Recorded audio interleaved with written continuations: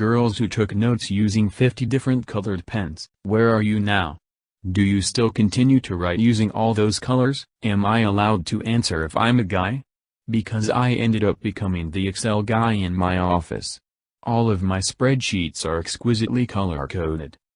I never took the colored notes and my handwriting is atrocious, but I made up for it in Excel design. I once had a girl tell me your spreadsheets are say I think she meant SY, but somehow the misspelling made it so much better for my ego, ditto, but female. I also learned VBA, thanks to internet, whenever I had downtime at work, and after a couple months I'd written a macro that saved me and everyone else on my team about 5 hours a day of tedious Excel work. I've really internalized the idea that I'm the lazy person who finds an easy way to do hard jobs. I did Google that quote before typing this. Apparently it's not really attributed to Jobs or anyone else, which is basically the spirit of all those colored pens. It looked hard, but actually it was the easiest way to organize and remember lots of information. Oh yeah, and I made a spreadsheet forecasting potential health costs associated with all our employee health plan options and proved, incontrovertibly, that the HSA plan was actually the cheapest despite having the highest deductible. You have to consider the lower premiums, tax benefits, and max out-of-pocket costs. My grade 9 science teacher forced us all to do it. He said that by color-coding everything you understood the material better because you had to think about it longer to color-code it and understand what other things it was associated with.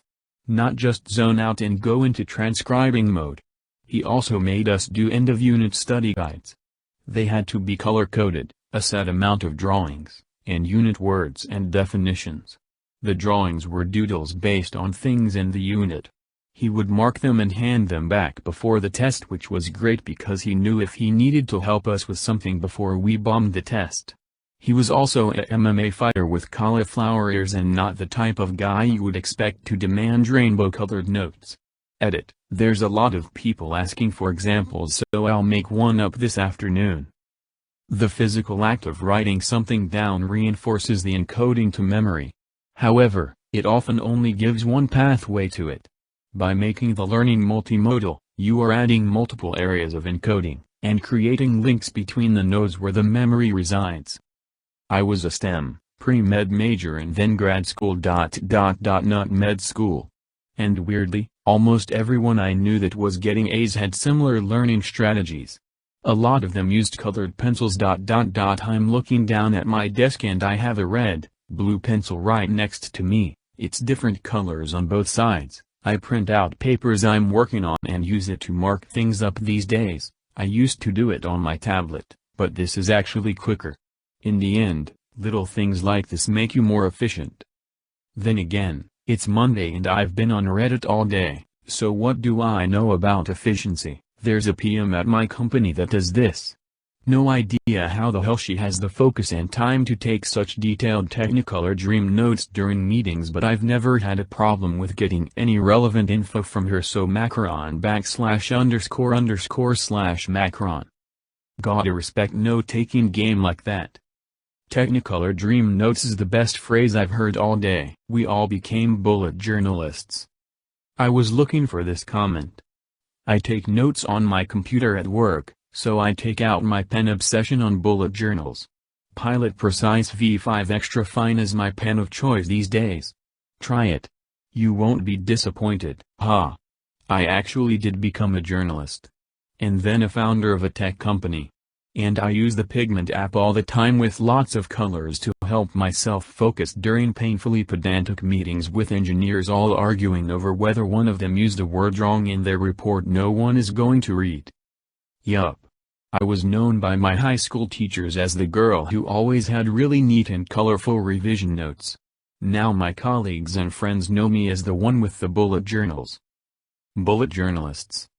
I had never heard of this until now. I looked it up, read a bit about and am still slightly confused regarding it. I do everything digitally. I work in IT as a sysadmin, so I can't tell you the last time I had handwritten something. It's difficult to find a pen and or a piece of paper in my office, haha. Taking complex notes on a computer is a massive pain in the ass though. I tried taking notes in college on my laptop and quickly went back to handwriting everything, even though my writing looks like chicken scratch. I wanted to get one of those digitizing notebooks, but they were too expensive back in the late 2000s for a broke college kid. Certain law school prep guides teach you to take notes on court opinions using different colors.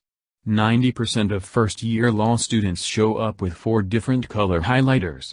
By the end of the last year, few still use them. In legal practice I have developed color coding for notes of the cases I'm working on.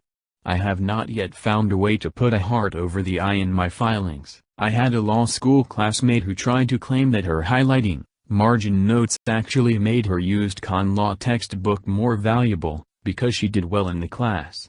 I replied to the listserv and offered my book for cheap because I got a bad grade. Neither book sold because the school started using a new edition. You mean Legally Blonde was a lie, and no one submits their CV on pink-scented paper? Final exams coming up. Using markers for scripts, green, definition, must know exact wording. Red, look that shit up in peace and quiet, important or interesting opinion, never heard of it before, forgotten it over time, need urgent refresher etc. Orange, just used to highlight case name and main idea of that case. Yellow, emphasis while reading. More a tool for adding emphasis on something while reading the first time. If I only read yellow-coded words they will always form a complete sentence that condenses the meaning of the paragraph they are in. Blue/purple, yo WTF is going on here? Used for additional notes, audios I took that explain something, external links etc., using markers on a case. Red, what party 1 wants. Yellow, main arguments of party 1, in circumstances benefiting party 1.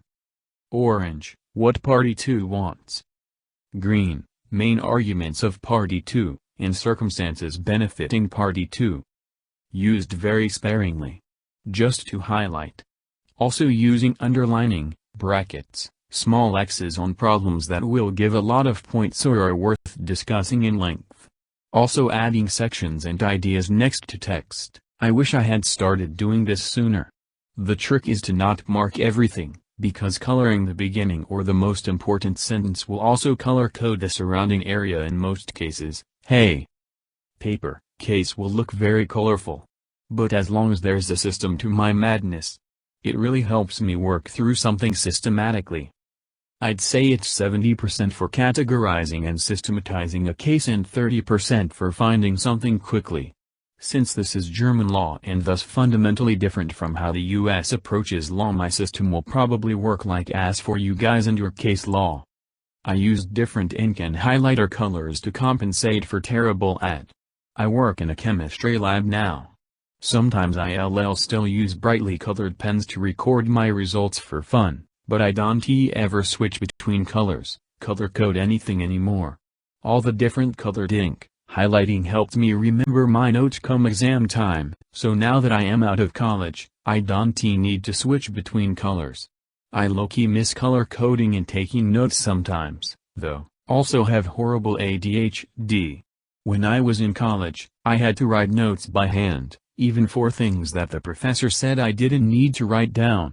Because if I let myself stop taking notes, I'd stop paying attention, and when he switched back to the important shit I'd forget to start again. I also had to doodle a lot in the margins. Ironically, doodling helped keep me present in the moment instead of off in my own head. It kept me grounded to the real world, but, one of the funny things I would do a lot, was write what the current time was in the margins. So for a block of notes I'd have like, 11:45, written in the margin, then, 12 o'clock, in the next section, etc. I didn't even really realize I was doing it, but one day I loaned my notes to someone to copy and she laughed because she thought I was doing it on purpose to keep track of how long the professor spent on each subject to categorize by importance or something. Nope, just trying not to start thinking about how the universe works in my sociology class. I still color code based on class. Each class has a color. This color includes the folder color, the pen color, the sticky note color that the assignments are written on and placed in my planner on the date they are due. I also teach intra-statistics to undergraduates, where I also color code parts of the equations and the values that get inserted to the equation, so the students can see where the numbers come from more easily. Edited to change kids to students. That was a poor word choice on my part. Apologies. I'm a medical lab technician. I took notes with a million different colored pens in college, up until 2 years ago. I graduated at age 41. Just bought myself a nice new set of gel pens. Real talk, multiple colors really helped me categorize and compress complex ideas into things I could remember. It helped a lot in understanding the material and studying for tests. You're right. I started taking colored notes in college and I wish I started it in high school. Having multiple colors for formulas, definitions, illustrations, etc., helped me remember the notes and refer to them faster. Not just the visually pleasing aspect of it, but the process of changing colors and thinking about how to divvy up the notes helped me process the lectures way better. I have ADHD and that process also helped me stay focused and kept me from getting bored, and it made the notes usable, as black and white sheets were ridiculously boring and sifting through those notes was a nightmare for me. I used a 4-color pen and that worked fine for me. The more colors you can handle, the better, I think. Anyway, point is, ditto. My wife did this when we were in school and she still loves using multicolored pens for everything she can. She even uses her own pretty colors for writing in the labels for things at work. You can always tell work that was done by her from everyone else's. A true ray of sunshine. Edit. I told my wife about all the upvotes on this comment and she is thrilled about all the attention. Smile. Edit 2, 1:27 p.m. Thank you so much to both of the kind strangers who awarded this comment. Never thought it would blow up so much. The wife is happy. Smile. I work in an office setting now and do still like to use different colored pens for things, if the situation allows it. I don't know if this will make sense to anyone else, but I love colors. I especially like the idea of colors being associated with ideas, personalities, names or themes. Oh, today is Monday. I think orange is a good Monday color. Pink is Friday. Green is Wednesday. I love how Windows 10 allows me to change the colors of tiles so that my computer seems more like me. I am constantly changing the colors of my Apple Watch face. I dunno. I think I have a problem. EDA. The thoughts and discussions being shared here have been very interesting and eye-opening. Thanks for the silver as well.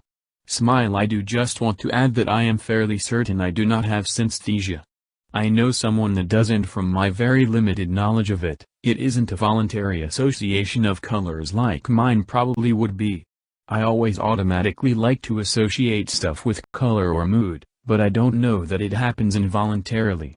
Think of what I do as more of what happens in the video game Persona 5, where each character has a color associated with them intentionally. I love that kind of stuff. Check out our other videos and subscribe and leave your suggestions and experiences in the comments below. Have a great day.